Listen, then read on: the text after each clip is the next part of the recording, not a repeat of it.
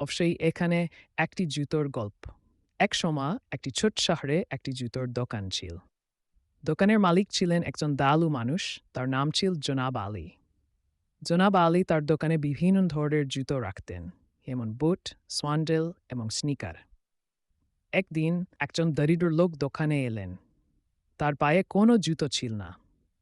লোকটি জনাব আলীকে বললেন তিনি খুব গরিব এবং তার জুতো কেনার পয়সা নেই। জনাব আলী লোকটির প্রতি দয়া অনুভব করলেন।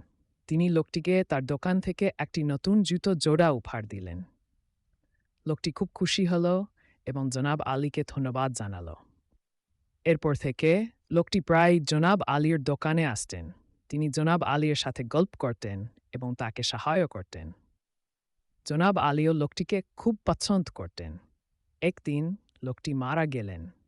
জনাব আলী খুব দুঃখ পেলেন। তিনি লোকটির কথা কখনো ভুললেন না। এই গল্পের মূল কথা হলো, আমাদের সবসময় অন্যদের প্রতি